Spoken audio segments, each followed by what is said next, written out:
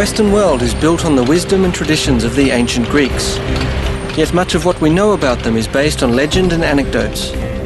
The Greeks are famous not only for their warriors, athletes and gods of mythology, but for their pantheon of philosophers. And while they didn't seek solutions for practical applications, they did tackle the big picture with a scientific approach. In asking such key questions as where do we come from and where does everything go, how do things work and why, the ancient Greeks were the first in history to look at the world around them with questioning eyes. Their search for a deeper understanding of the laws of nature proposed a world separate from that of the gods. This triggered a whole new era of rational thought, leading to the birth of science and technology. This is the legacy of what the ancient Greeks knew.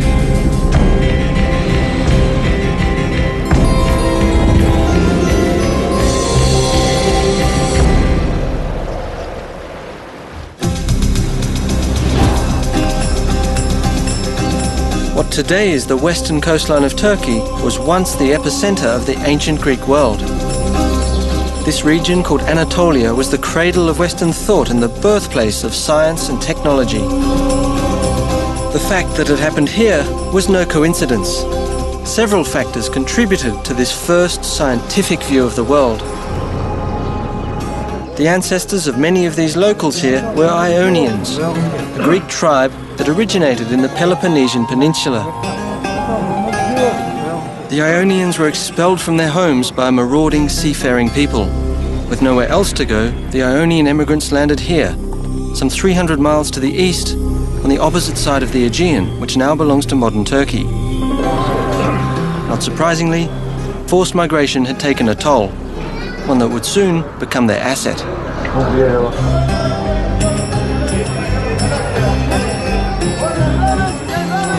Kaç lira? Kaç lira? 4 lira. 3? 4 lira. Okay.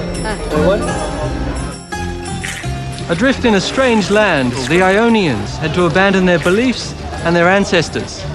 Over time, this generated a rather pragmatic, rational approach to life, because they could never be sure they wouldn't be driven out again.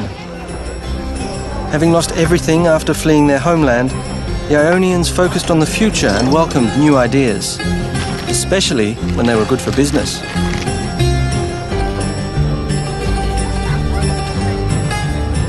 Given their location, their trade and their harbours, the Ionians were happy to take practical ideas from anyone, whether Egyptians or Babylonians, Persians or Mesopotamians. When their neighbours, the Lydians, invented coinage, the Ionians were the first to use it. And when the Phoenicians invented their alphabet, history took a new turn. Now they could record their own spoken language.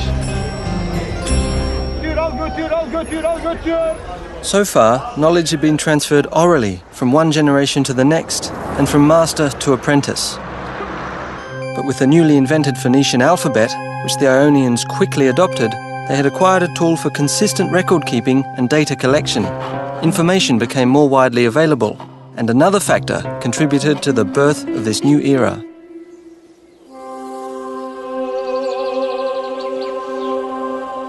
Up until that time, the world was believed to be ruled by gods, who expressed their anger through natural phenomena, filling the ancients with fear.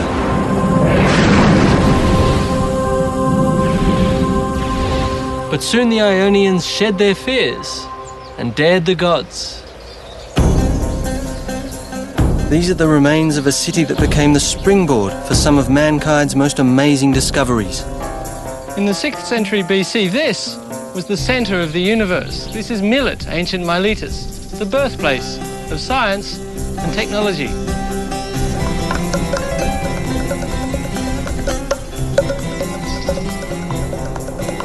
Perched on a hill, the horizon beckons.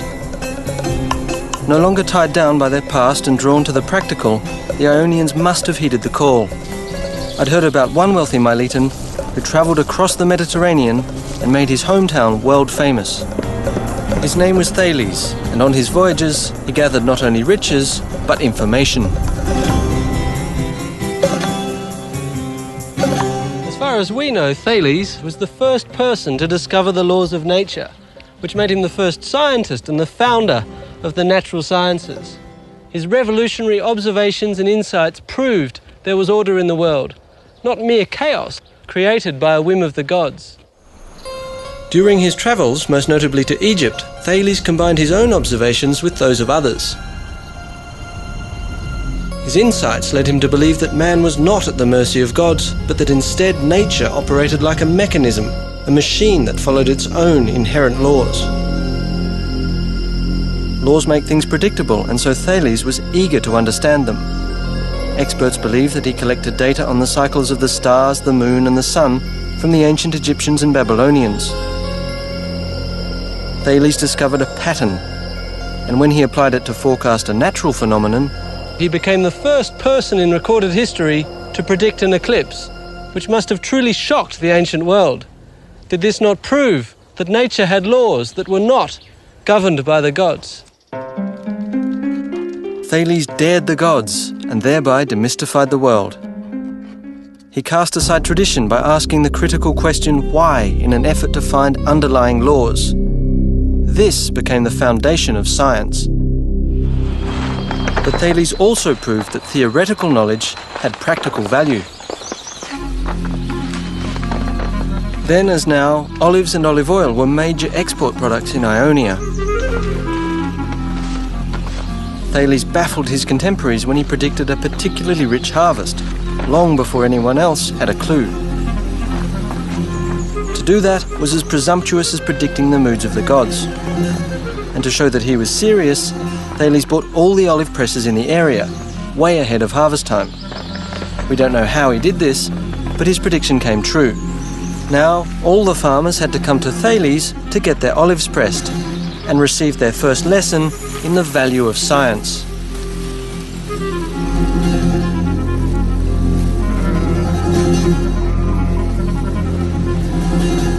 The traditional lines and angles of the rich farmlands around Miletus surrounded Thales. Correlating this observation with similar patterns he'd seen on his journeys may have given him the idea to describe the world in systematic terms, looking for rules that worked in all cases. Egyptian building methods and ancient records relating to angles, triangles, and circles may have motivated Thales to formulate his own geometric theories. Thales became the father of geometry. His discoveries form the core of modern science and technology, describing the underlying rules of the physical world.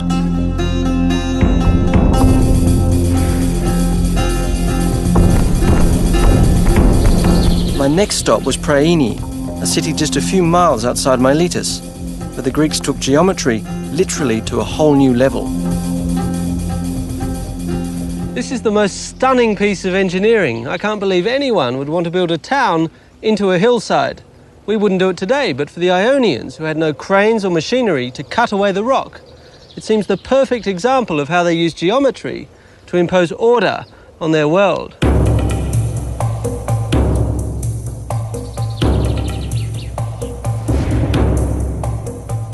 In the 4th century BC, some 4,000 people are believed to have lived here. To organise the city and make it beautiful, the Greeks used a grid system. No one is quite sure how they created these city blocks. One theory says that city planners used a standard set square for the corners and extended the sides with cords and pegs. By measuring the diagonals of the resulting rectangle, they could establish that the blocks had equal sides. 2,500 years later, we still use the grid system. It defines most American cities and towns. But the Ionians applied the grid system ruthlessly, ignoring the steep slope to establish the city's layout along a north-south axis. This way they made use of the sun to warm the city in the winter, while optimizing the city's air circulation to cool it in the summertime. That was awesome.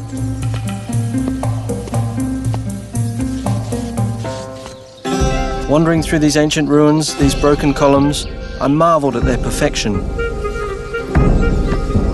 In their search for the underlying rules of nature, the ancient Greeks discovered cosmos. Cosmos is a Greek word and a synonym for both order and beauty.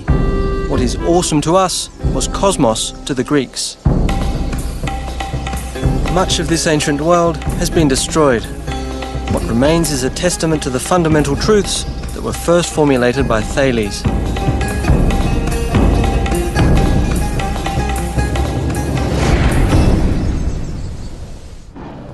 To follow the course of science and technology to its next milestone, I crossed the Aegean to visit another truly groundbreaking site, one which in antiquity was considered a world wonder. It would have been impossible without the application of geometry. What had started with Thales was a new era in which the Greeks replaced myth and traditional dogma with a critical approach, asking the question, why? Observation became more powerful than myth, and the application of the rule the final test. Now I'm in modern Greece, on the island of Samos, once one of the wealthiest islands in the Aegean Sea. Ancient Samos had a booming economy nourished by the sea. In the ancient town of Tigani, now named Pythagoreio after one of its most famous inhabitants, the problem of securing sufficient drinking water for its citizens inspired one of the wonders of the ancient world. It lies inside this mountain.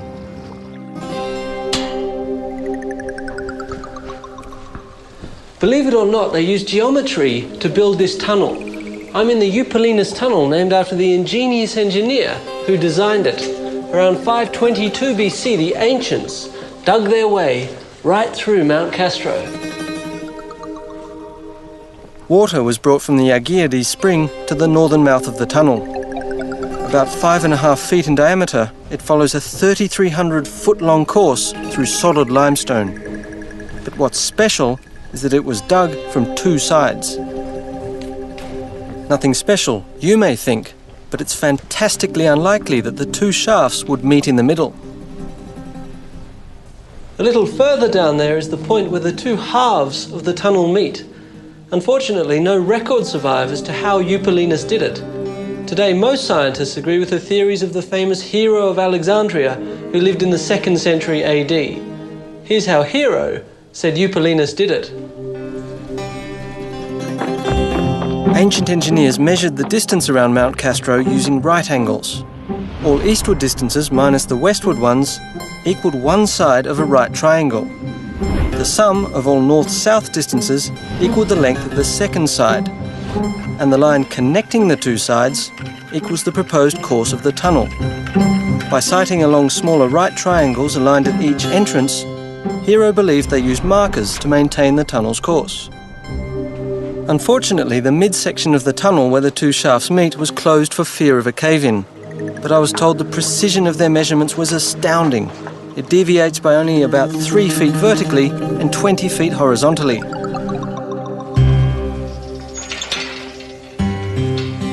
I can't believe that just with picks, hammers and chisels they dug out 250,000 cubic feet of rock. It's estimated it took them 10 years and 4,000 slaves to get it done. And where the water had to go was down there. From the southern mouth of the tunnel, the water then ran through an underground conduit into the ancient city of Pythagoreio, the city that became known not only for its refreshing mountain water, but for its most famous son, Pythagoras. With engineering and technology in the forefront, it was here that science made a giant leap.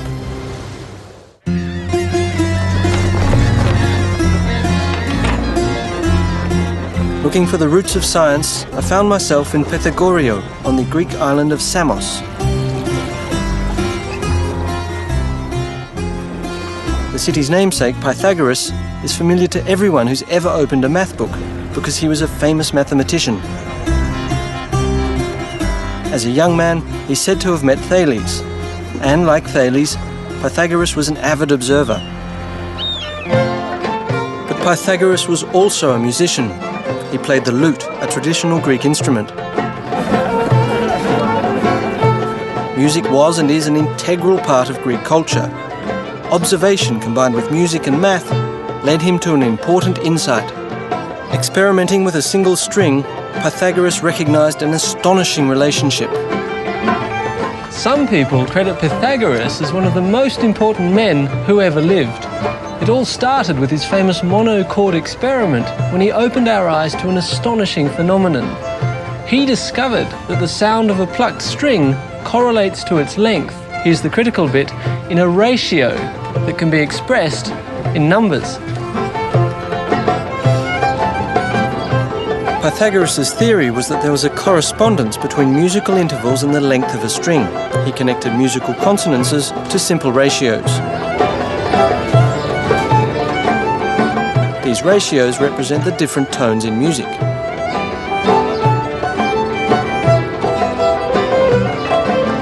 Plucking a string produces a tone.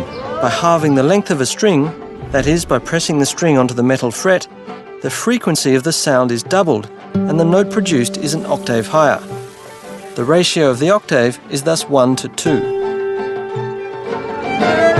Pythagoras believed the mathematical order to music was an example of the principle of number which underlies the universe. To Pythagoras, number was a physical quantity discovered by experiment. Order and harmony, beauty and proportion, expressible in mathematical numbers, that was the idea of cosmos. Pythagoras believed in it, and many with him, even Einstein. The experiment with the monochord nurtured the belief among the ancient scientists that there was an underlying rule to everything. Pythagoras' thought of harmony extended beyond the cosmos. Beauty was everywhere, and he sought harmony in the underlying principles of everyday life. In his schools across Greece, Pythagoras taught seminars on harmony from within, following the theory of a healthy mind inside a healthy body. Inspired by Pythagoras, I was intrigued with the beginnings of Western medicine as a science, another area where the ancient Greeks led the way. This meant a visit to the Peloponnese, the original home of the Ionians, today an hour's flight from Samos. Asclepius, the ancient god of healing, was the focal point of a cult that swept over Greece in the 5th century BC. Most every town had an Asclepiad sanctuary dedicated to the health of its citizens. The renowned healing centre I'd come to investigate at Epidauros was the largest. It was famous for its cures. Whether you were lame, blind or suffering from kidney stones, this was the place where you'd go. Evidence indicates that sacrifices, prayers, rest, diet, clean water and fresh air were the main prescriptions. Sounds pretty good to me. Asclepian sanctuaries became the forerunners of our modern health spas. But the ancient Greeks also pioneered the healing power of the mind. The Asclepiads were popular for their psychoanalytic practices. What the shrink's couch is to us was for the Greeks a visit to Epidauros. This theatre at Epidauros was a famous place to relieve anxiety. Its size speaks to how popular the Asclepiad cult of alternative medicine was. With 15,000 seats, it was almost the size of the theatre in Athens, which at the time was the largest in ancient Greece. Going to the theatre was part of the cure. According to the ancient Greeks, living out your emotions through theatrical performance had a purging effect. The theatre was more than a place of entertainment. It was a place of catharsis.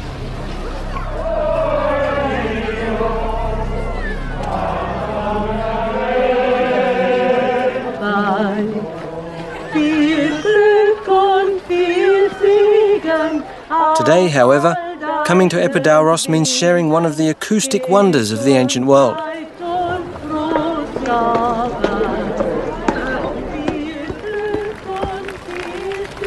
I'm 74 feet above the stage, yet I could hear the sound of a pin drop or a match strike. The discovery of how sound waves travel influenced the design of the theatre. And this is how it works. Built into the slope of a hill, 55 rows of steeply banked benches are arranged in a perfect semicircle, 177 feet across. Because sound waves travel in a circular motion like ripples in water, they radiate symmetrically out from the stage. The initial waves enhance later ones as they reverberate off the stone structure. This exceptional capacity for sound reinforcement accounts for the theatre's superior acoustics. Whether exploring the human psyche or building a theatre, the ancient Greeks sought to turn the abstractions of nature into rules that could guide their lives. Diet was a major concern, at least among the upper classes. This was Hippocrates' health formula. Fat people, or those looking to reduce, should do hard work on an empty stomach and then eat rich food while still out of breath from the exertion. One should eat only one meal a day, shouldn't bathe, and sleep on a hard couch. And the most startling recommendation was to walk in the nude as much as possible. All those who wish to gain weight should do the opposite. It's what the ancients knew. What can I tell you? Athens echoes with the achievements of its ancient founders like no other city in Greece. Here, the ancient Athenians built their most sacred temples, lending form to their gods, creating homes for them in stone with an astonishing sense for beauty. While we might appreciate their outward beauty, the ancient Greeks understood that beauty had an underlying formula. They knew the secret to beauty was proportion, which later generations called the golden section. Simply put, a straight line is divided into two unequal segments so that the ratio of the whole line is to the larger segment as this segment is to the smaller. This subdivision is called the golden section. The same ratio can be used to create a rectangle as well as a natural spiral when a portion of a circle is inscribed in each section of the golden rectangle. For many, the golden spiral reflects a pattern in nature. The Greeks' insights into ratios led to one of the greatest architectural achievements in the ancient world. The Parthenon was legendary even in antiquity.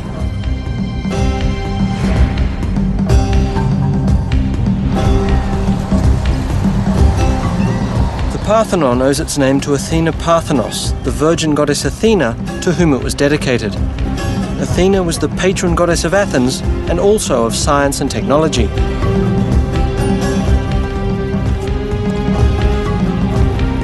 The ancient builders used neither mortar nor cement.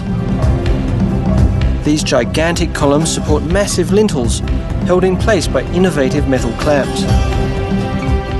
Arguably, the golden ratio makes its aesthetics so compelling that the Parthenon is a template even for modern architectural design. Although the temple is considered an icon of perfection, I'd heard that the architects and builders had tweaked their design to ensure the impression of perfection just to play it safe. From observation, the ancients knew that a column of the same width, top to bottom, appeared narrower towards the top. To make their columns appear perfectly straight, they tapered them. Using tricks like these, they made sure the temple appeared absolutely perfect. Only an expert could detect the illusion. Professor Tassos Tonoulis, chief restoration architect, agreed to let me in on some of their design secrets, such as stairs that were intentionally made thicker in the middle. They were afraid that if they had a straight line for the stilobate, it would seem sunk in the middle with all the weight at the top. That's an optical illusion you're talking about. Optical illusion, yes. Also, it seemed that they thought of each architectural part of the building to respond like a living creature. So, with all the weight of the superstructure, the column has this bulging in order to express the pressure from above. I see. In other cases, let's say, although all the superstructure, the entablature as we call it, is leaning inwards following the same diminution to the top, which gives more stability to the volume of the building, each face of the bands, which are the ornaments of the architectural members, are leaning outwards so that the design which was painted on it could be seen better from below. Ah. Is each column the same as its neighbor?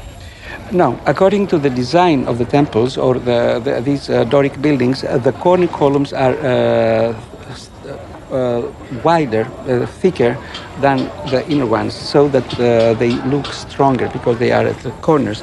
So what you're saying is really it's not just one optical illusion, it's a whole series of optical illusions. Yes, corrections or optical illusions are everywhere, from the very bottom to the very top of the building. All the temple is curved. I mean, there is no straight line on this temple.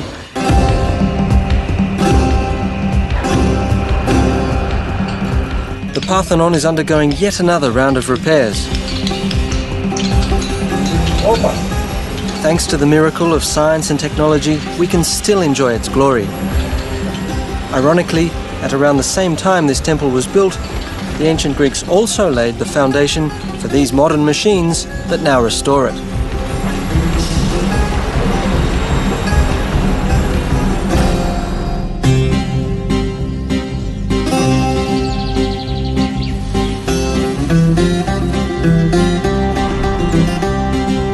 The Parthenon is one of the most magnificent structures left to us from ancient times.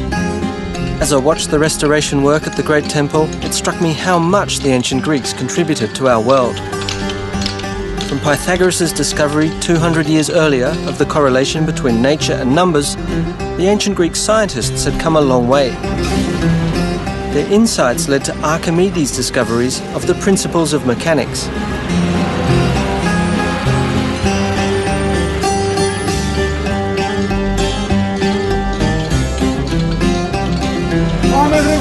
Building on proportions and ratio, Archimedes formulated a rule describing how one of the oldest techniques of applying force, using a fulcrum and a lever, actually works. Archimedes calculated that to move a 1,000-pound boulder, it would take only 55 pounds to do the job. Using a lever 40 units long, with the fulcrum in the middle, the boulder won't budge. But moving it 2 units from the rock and putting 50 pounds on the other end balances the lever.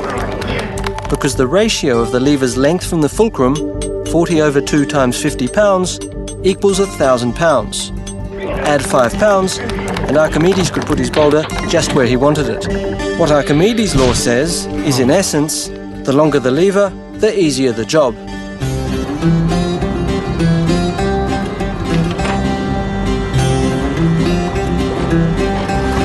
Cranes, pulleys, gears and screws all operate on the lever principle. What Archimedes described was the law of mechanics. In fact, facilities like Piraeus Harbour and others around the world that depend on machines owe an immeasurable debt to his insight. Archimedes was considered the Einstein and the Edison of the ancient world. He became legendary because he inspired the design of ever more complex machines. How exactly the ancient Greeks came to understand the principles of mechanics and physics is a mystery which modern researchers are trying to unravel to this day.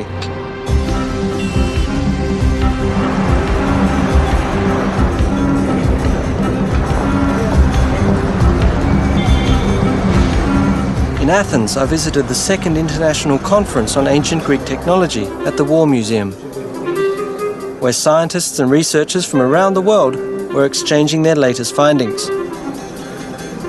They were all looking for more clues, and so was I. Can you take it? Yes, yes. I will try to pump. It was clear that many ancient machines operated on the lever principle, like this pump whose roots go back to the 3rd century BC, to the Greek Zetsebius, the father of pneumatics. It's actually a very powerful pump, isn't it?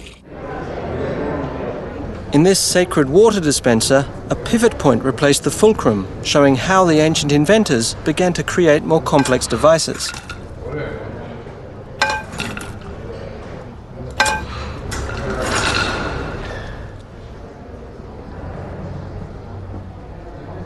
Meanwhile, Archimedes applied his mechanical principles to a practical purpose.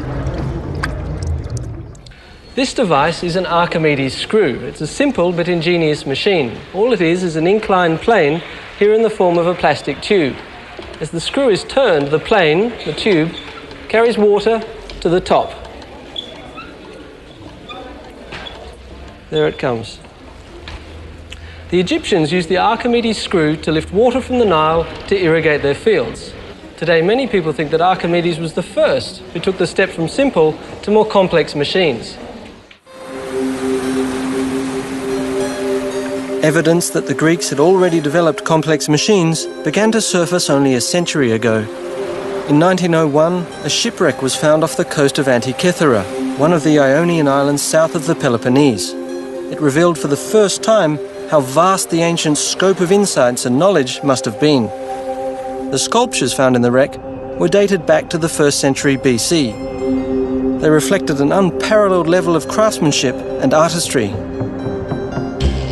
Overshadowed by the beauty of these statues, the fragments of one of the biggest scientific discoveries in ancient history remained undetected until 1976. This amorphous lump was covered with marine growth, but X-rays conducted in 1993 revealed complex gear wheels inside. With a mechanism this old, the big surprise was that there were gear wheels at all. They weren't supposed to have been invented until some 1,500 years later. So this insignificant-looking piece turned out to be one of the greatest technological finds ever. Corroded and crumbling after being submerged in seawater for 2,000 years, its dials, gear wheels and plates have presented scientists with tantalising questions. One of these scientists is Michael Wright, a British researcher who had built a replica which he introduced at this conference. This is an extraordinarily complicated machine, but what does it do? Well, according to me, it's a planetarium. Remember, this is a time when people thought of the Earth as the centre of the universe. It shows the places of the Sun, the Moon, and the 5 planets that they knew about in the sky. And the back dial has supplementary information which is useful, such as counting off the years. Right. Is it as complicated as it looks? How many gears are there? How many moving parts does this have? That's into hundreds. I can tell you for a fact I've got 76 gear wheels in here. 76 gear wheels, and that's an exact replica of the original? The original, I find 31 wheels in what's left. But you have to understand that in making sense of what is left, you have to add a lot more. Right. It's terribly badly wrecked. I see. You've disassembled it for us and it's in a complete mess all over the table, so I'm sure you're going to dread this question, but can we see it moving? Yes. Well, you'll see it moving as I put it back together, first of all, but I'll put it back together. It took him nearly 20 minutes to put it back together. But it was thrilling to see this 2,000-year-old instrument in working order. This is the moon, which we've now got to adjust. The sun and the moon are together now, so that should be new moon. So we should see it as wholly black. Like that. May I... Please, have a go. Be my guest. I love that lunar mechanism there. It's beautiful. Well, here's the moon going round fast, and its phase showing here. Here's the sun pointer. Below the sun pointer is the day pointer working on the calendar. They go almost together, but sometimes one first, sometimes the other. And then there's Mercury just going ahead of the sun. That's the Mercury pointer. Here comes Venus under the sun pointer. There. Yeah. And over here we've got Mars, Jupiter, and Saturn all coming together. It's a very special day. And Jupiter's aligned with Mars. The inventor of the Antikythera mechanism is unknown, but others before him had already attempted to build a model of the heavens as a machine. In fact, records indicate it was again Archimedes who built the first planetarium. Unfortunately, all that remains is this 18th century etching called Rowley's Orrery, suggesting what his invention might have looked like. Compared with the knowledge and devices available at the time, Archimedes' idea was light years ahead. Finding practical solutions was one thing, but asking daring questions was quite another. Who was going to provide the answer if the gods no longer could? It was one thing to say that Apollo pulled the sun across the horizon, and quite another to ask why ships float. In their quest to understand the environment, the ancient Greek scientists were intrigued with the question of why some objects float and others sink. If you put a rock in water, it sinks. It will also, in a confined space like this one, tip water out over the edge. What is happening is that the rock is pushing aside its own volume of water. This is called water displacement. Now, if you put a piece of wood in the water, it floats. It also displaces water, but it won't sink. What is happening here? The block and a ship float for the same reason. Although modern ships are made of heavy materials like steel or concrete, they float as long as the ship, or a wooden block, weigh less than the water they displace. The air inside the ship's hull helps lower the overall weight of the ship compared to the volume of water it displaces. This effect is called buoyancy.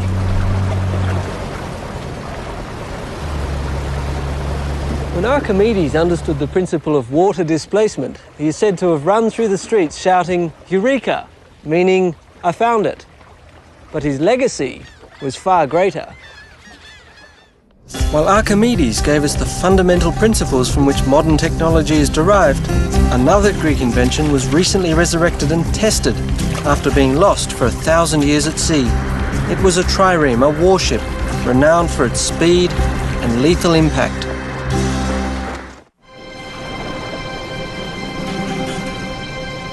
The sea has always been an integral part of Greek history and culture, because in Greece, no place is further than 100 miles from the ocean.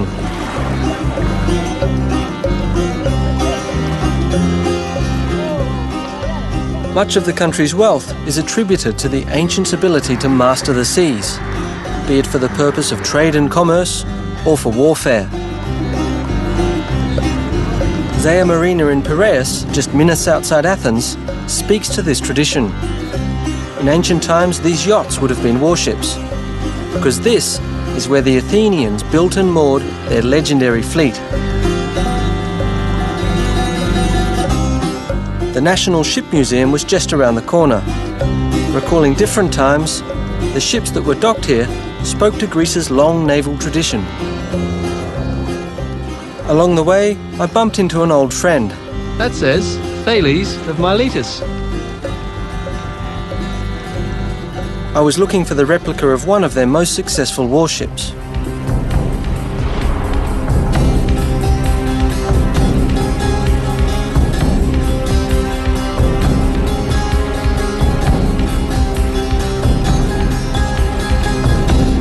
Kept at the Ship Museum among some of the famous vessels of modern Greece is the ship behind me, the Olympias.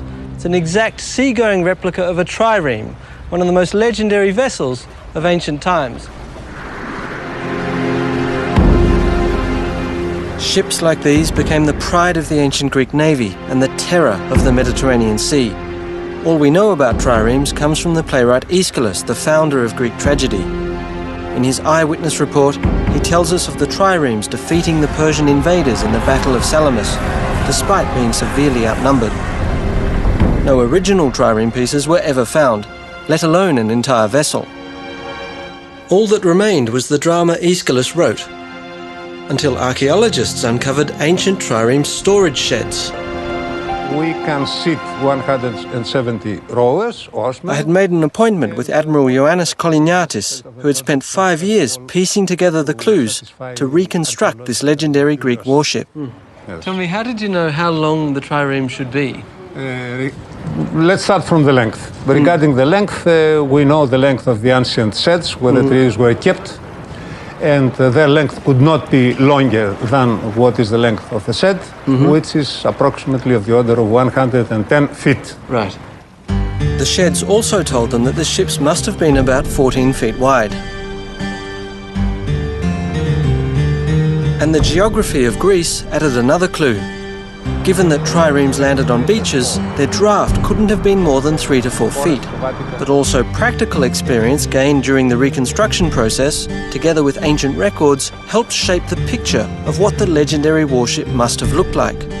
What sort of wood did you use to make the boat? The hull is made of pine wood, and in some selected places, oak, from the forests of Attica, which were full of pine trees at that period.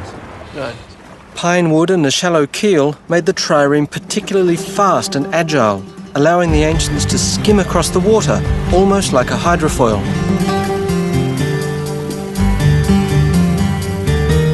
Another crucial source to the secret of the trireme was a list of Athenian naval supplies found in the 19th century. It included 170 oars, classified as 62 for the top deck and 54 each for the middle and lower decks, and every oar needed someone to pull it. It sounds like a lot of people in a small place. Can I have a go rowing to see? Yes, yeah? why not? Let's go. Okay.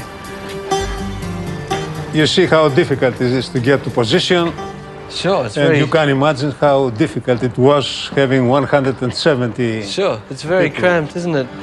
Yes, very congested. Now you're going to take one of the top decks. Yes, the difficult one. The difficult one. As I'm a beginner, huh? I'm going to take a middle one. It's actually not so bad once you're in, is it? So you see, I have to have much more inclination to reach the water, Uh-huh. and you are more level.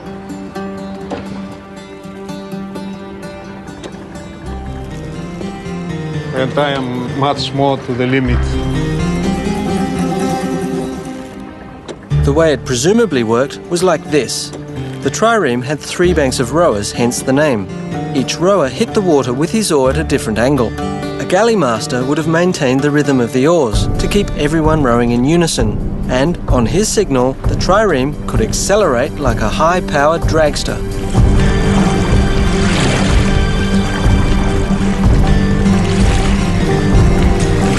Using all these clues, the Olympias was built. And in 1988, trials were conducted to see if the replica measured up to ancient accounts. A crew of athletes and professional rowers was trained and took to the waters of the Aegean. In the trials, how long did it take you to go from a standing start to maximum speed? From a standing start, during the trials we did with the replica, it took 37 seconds. And what was the maximum speed that you could get when you had a fully trained crew, all oars, going full steam ahead? From historically the data, we knew that the maximum speed should be of the order of 8.5 knots, and this has been proved also during real trials we carried out with the replica. And our crew was capable of keeping this speed for approximately half a minute. Then they have no more power to keep this. Really? Then they were exhausted. As the test showed, the endurance of the Greek navy remains legendary. Maintaining an average speed of 7.5 knots, that is roughly 9 miles per hour, for 24 hours certainly seems more legendary than realistic. But then again, these were warships and their speed was a matter of life and death. Higher speed meant higher impact, and speed was crucial for the trireme's primary weapon, the battering ram. Forged by the ancient Greek metalsmiths, it was used to tear enemy ships in half. It was made of bronze. Having this as a major weapon, through the ram was exerting a force on the enemy vessel of the order of 65 tons. So all that power, that 65 tons, was concentrated in this point. Yeah, this is correct. Speed and agility made the trireme a devastating weapon and the Greeks masters of the sea. But victory at sea was backed by ingenuity on shore. It was another ancient Greek innovation that provided striking power across the land. The Mediterranean Sea brought prosperity to the ancient Greeks, and it also brought conflict. When Greek settlements on the other side of the Mediterranean were in danger, quick deployment of the trireme fleets was crucial to maintaining control. I'd heard that some remnants of their innovative solution had survived. To get to this site, I passed through the 4-mile-long Corinth Canal built in the 19th century. It cuts across a strip of land that divides the Greek mainland and the Peloponnesian Peninsula. The ancients called this land bridge Corinth of the Twin Seas. The idea for a canal at this strategic point goes back more than 2,000 years to the ancient Greeks. Periander, one of the 7 sages of antiquity, was the first to propose it. But in the end, he backed off because he feared it would displease the gods. Next came the Roman Emperor Nero, who actually had a go at it, but he died and the construction was discontinued. Remarkably, the present-day canal follows his plan. I was wondering if Nero expected that he'd have to remove some 420 million cubic feet of rock and dirt to get the job done. It would have certainly been worth the effort, because this passage has always played an important role in Greek history in order to get from one side of the Mediterranean to the other. Armies, commodities and people all had to come through here.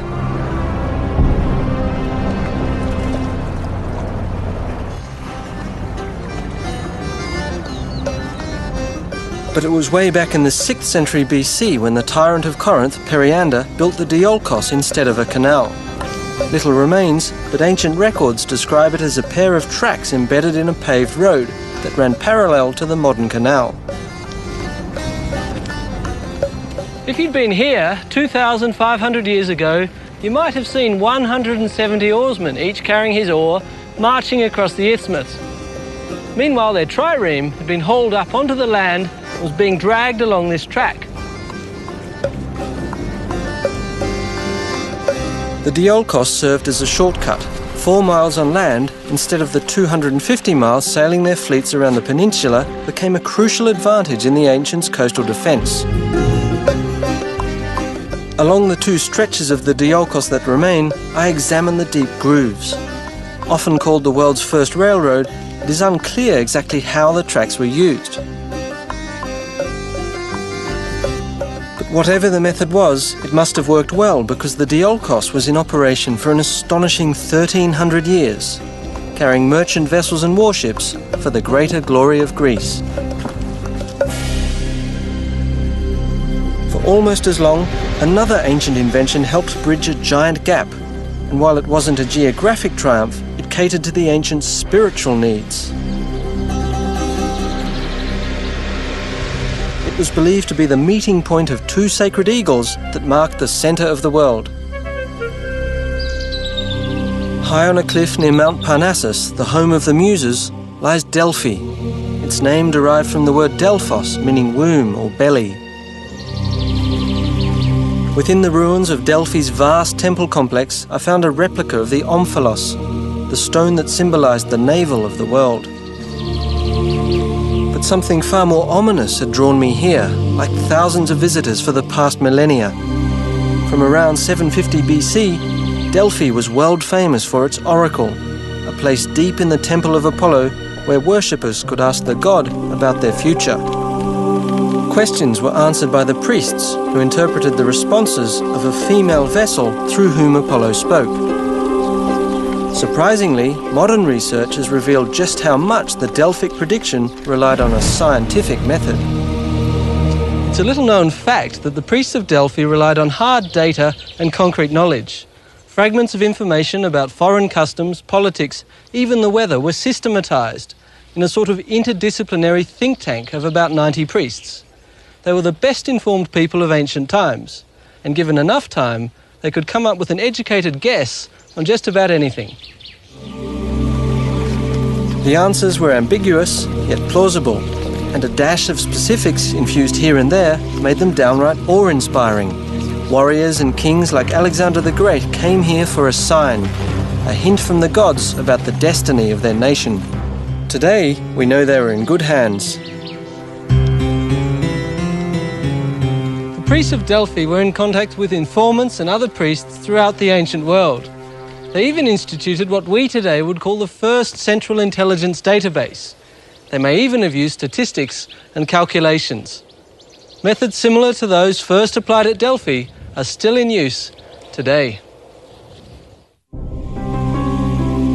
Relying on information instead of the gods, the Delphic priests laid the foundation for systematic data collection. In fact, Delphic oracle forecasting methodology is recognized across the business world today. It's always a bit humbling to realize just how much the ancients knew. It's tempting to look into the future for answers to some of the most persistent questions of science and technology, when in fact there are clues in the past. The ancient Greeks found underlying relationships in ratios and numbers that, for all we know, may still hold the key to the harmony of the universe. They uncovered the fundamental principles of mechanics that govern our world and established the basics of modern technology. They were the first to ask the crucial question why and to demand a rational scientific answer. In many cases, the answers they provided continue to be the best we have. In ancient Greece, 2,500 years ago, a revolution of the mind made the earth tremble. In so doing, the ancient Greeks opened our eyes not only to the underlying rules of nature, but to the world and the universe beyond.